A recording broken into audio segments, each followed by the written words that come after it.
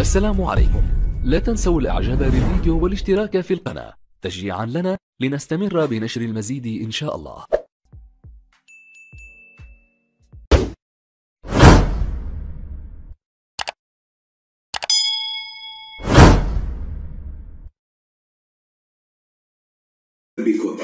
مرحبا بكم. لا شك في أن الحصول على المال من أكثر الأشياء التي يسعى لها العالم جميعا حتى يتمكنوا من الحصول على كافة احتياجاتهم التي يسعون للحصول عليها. هل تعلم أنه من الممكن أن يحتوي منزلك على أشياء باهظة الثمن والتي لو قمت ببيعها ستكون قادرا على تجميع ثروة كبيرة للغاية ستعود عليك في النهاية بنفع كبير في حياتك؟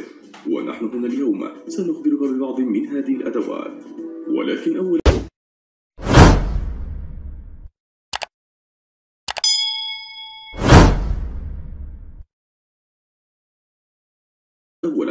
استخراج الذهب من الأجهزة القديمة.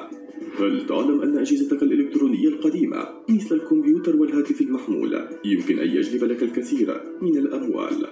ربما قد تكون سمعت من قبل حول هذا الأمر، ولكن بعض هذه الأجهزة القديمة تحتوي على كميات معينة من الذهب، خصوصا تلك الأجهزة التي يرجع عمرها إلى ما قبل سبعينيات القرن الماضي، حيث كان يستخدم الذهب في أجهزة الهاتف والتسجيل لإطالة عمرها الافتراضية، كما كان الحال في وحدات المعالجة المركزية في أجهزة الكمبيوتر.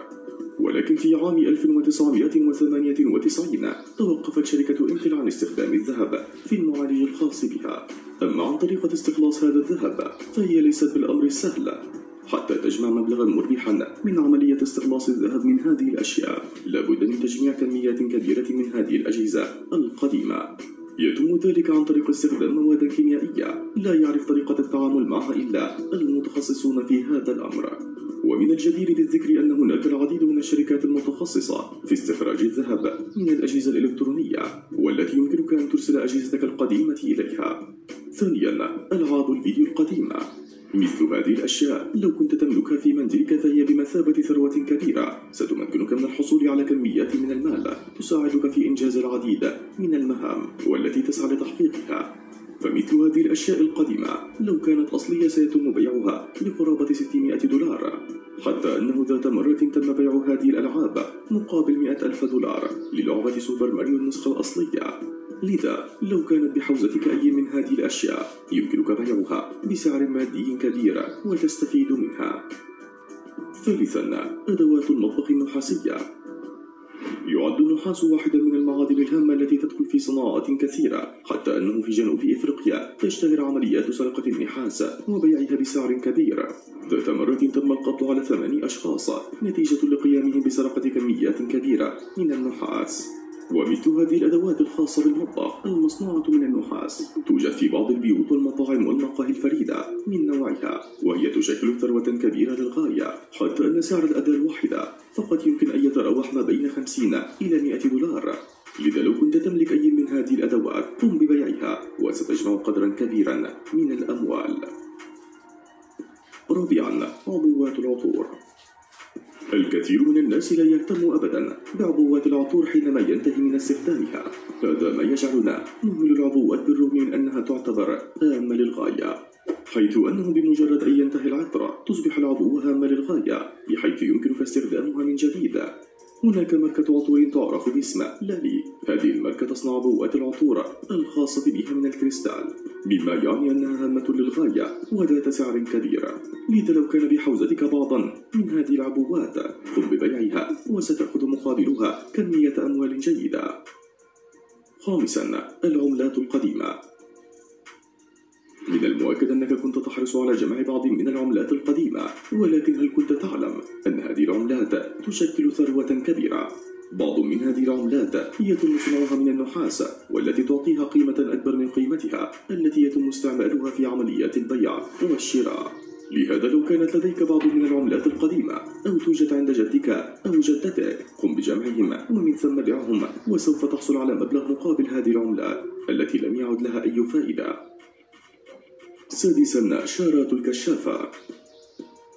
أول مرة تم تشكيل فريق الكشافة كان في عام 1910، وكان الهدف منها تعليم الأطفال بعض الأخلاق الجديدة وكيفية التصرف في المشاكل والعمل الجماعي وبعض المعلومات الهامة في الحياة. ولو كان جدك صبي كشافة فيمكنك تجميع هذه الشارات، والتي هي في الحقيقة ثروة في هذه الأيام نتيجة لندرتها ونتيجة لأنه أصبحت مجرد ذكرى. من الممكن أن يتم بيع واحدة من هذه الشارات مقابل $5000. 7. العلامات التجارية القديمة. قديما قبل الحاسب الآلية كانت الشركات التجارية تستخدم علامات تجارية مصنوعة مصممة على أيدي محترفين ماهرين في تصميم هذه العلامات، مما يجعلها واحدة من العلامات النادرة في هذه الأيام.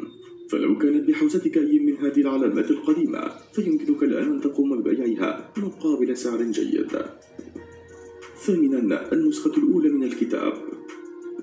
لا شك أن الكتب تعد من أكثر الأشياء الهامة في حياتنا، ولكن لو كان معك نسخة وطبعة أولى من أي كتاب هذا يعني أنك تمتلك ثروة كبيرة أنت لا تعرف قيمتها. فعلى سبيل المثال النسخة الأولى من كتاب هاري بوتر قد تصل إلى $90,000، وكتاب كليسبورستون وصل سعره إلى $90,000 في مزاد عددي، وكتاب كودكس لاستر وصل سعره إلى $25.8 مليون. وتمكن بيل جيتس من شرائه في عام 1994 بمقابل $30 مليون. 9. منتجات شركة أبل القديمة. قامت شركة أبل بفتح متجر لشراء منتجاتها القديمة بأسعار باهظة، حيث تعود أولى منتجاتها إلى عام 1976. فلو كان معك هاتف آيفون قديم يمكنك بيعه على الإنترنت بسعر $4,000. هذا أمر رائع ويمكنك الاستفادة منه لو كان هاتفك في حالة جيدة. 10. شرائط الفيديو القديمة. من المؤكد أنه لم يعد هناك أي شخص يستخدم شرائط الفيديو القديمة تلك ولا حتى الجهاز الذي يقوم بعرض هذه الشرائط، لذا من الجيد أن تقوم ببيع هذا الجهاز لدى الأشخاص الذين يقومون بشراء مثل هذه المنتجات، وبالتالي سوف تحصل على مبلغ جيد من المال. لا شك أن والديك كانا يعيشان في هذه الفترة، مما يعني أنهما من المؤكد لديهما شريط فيديو من هذا النوع، مما سيساعدك على الحصول على كمية مناسبة وبيعها والحصول على المال. تم بيع نسخة من الجميلة والوحش مقابل $1000، وتم بيع شرائط أخرى مقابل أسعار زهيدة. يمكنك القيام بهذا الشيء أنت الآخر لو كانت معك هذه الشرائط. 11. ألعاب ستار وارز. لا شك أن سلسلة أفلام ستار وارز حققت نجاحا مبهرا وأصابت الكثير بالدهشة والذهول، لهذا قاموا بعمل ألعاب قديمة للأطفال والتي نالت دهشتهم. تم إنتاجهم في السبعينيات والثمانينيات من القرن الماضي، مما جعلهم نادرين للغاية في هذا اليوم. في عام 1978 تم بيع واحدة من هذه الألعاب مقابل $25,000. وأنت لو كانت لديك أي من هذه الألعاب فأنت تمتلك ثروة لا تعرف قيمتها. 12. ألعاب الحصان الصغيرة. أي طفل ولد في ثمانينيات القرن الماضي من المؤكد أنه سيخبرك عن لعبة الحصان الصغيرة، وهي التي كانت تلعب قديما، ومن الأفضل أن تكون على دراية باسم كل شخصية حتى تتمكن من بيعها بالسعر المستحق. لذا لو كان لديك أحد عنده هذه الألعاب قم ببيعها واحصل على المال. 13. ملابس الحفلات القديمة. بعض من الحفلات القديمة يتم إعطاء ملابس فيها للجمهور مثل حفلات مايكل جاكسون القديمة، فلو تمكنت من حضور أي حفل له قبل وفاته وحصلت على تيشيرت فأنت بحوزتك ثروة كبيرة جدا. في عام 1984 تم بيع واحدا من تيشيرت الحفلات بمبلغ $1000. 13. كروت الهدايا. يقال أنه في عام 2005 وصل عدد الأموال التي في كروت الهدايا ولم يتم استعمالها إلى $41 مليار. لو وجدت معك كرتا قديما من هذه الكروت يمكنك بيعه مقابل جزءا كبيرا من المال، أو حتى بالاستفادة بالمال الذي يوجد به. 14. حلي حفل رأس السنة.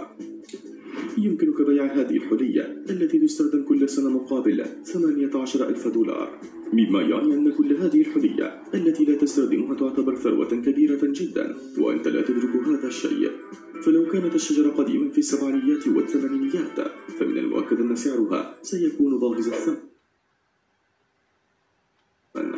هناك نوع آخر من الكرات التي تستخدم في التزيين والتي من الممكن أن يصل سعرها إلى 18,000 دولار للكرة الواحدة. 15. الأطباق البايركس. تم استخدام هذه الأطباق في البداية في عام 1908. من المعروف أنها الحرارة المرتفعة وتؤدي وظائف عديدة، وكانت تستخدم كثيرا في من هذه الأطباق يتراوح سعره من 100 إلى 300 دولار. لذا لو كنت تمتلك أي من هذه الأطباق قم ببيعها حتى تحصل على المال على الفور.